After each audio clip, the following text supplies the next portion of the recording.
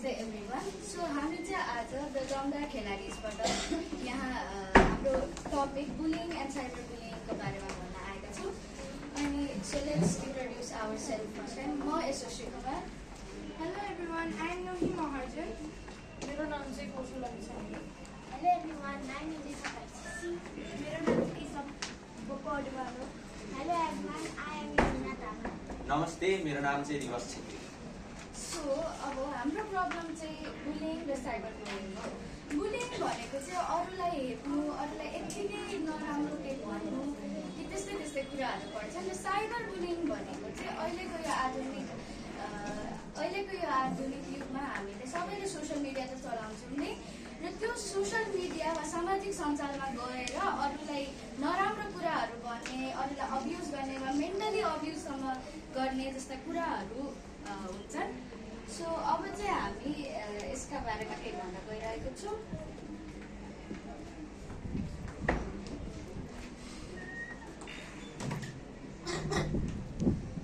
We should not bully others, thus we are the same. Why should we bully others? We are all the same. We are all human beings, aren't we? Yes. So that is why we should not bully.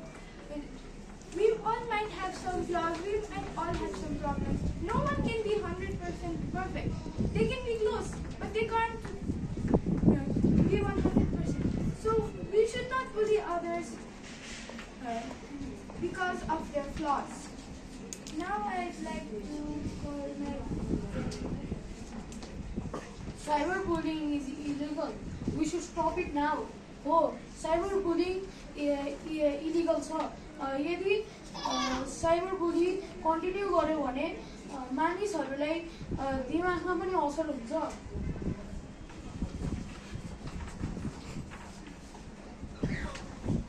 Stop bullying.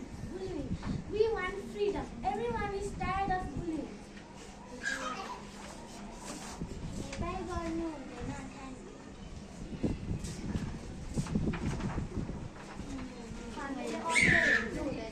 यसले अरूलाई mental health या अरू चिजमा पनि असर गर्न सक्छ। मैले पनि यो चिज सहेको छु अनि मलाई थाहा छ कि यो चिज हुँदा कस्तो फिल हुन्छ। म त्यो बेला धेरै चुपचाप ल्याएर बस्ने, केही पनि नबोल्ने त्यस्तो गर्थेँ। तर अब मैले बुझिसकेँ कि मैले यस्तो किन गर्नु हुँदैन लाग्छ। हेपाई र साइबर बुलिङ हाम्रो हेडिङ यही छ है। हेपाई भनेको के हो त?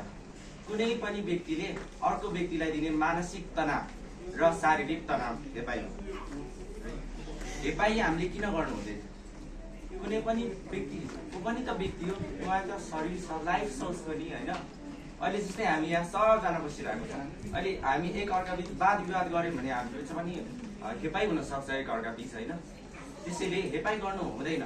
हेपाईलाई समयमै अन्त्य गर्नुपर्छ। हेपाईलाई समयमा अन्त्य गरेन भने जुन चाहिँ व्यक्तिले हेपाई सहिरहेको छ उसलाई मानसिक तनाव, भविष्यमा अब आत्महत्या पनि गर्न सक्छ। अहिले हामीले धेरै न्युजहरू सुनिरहेका छौँ।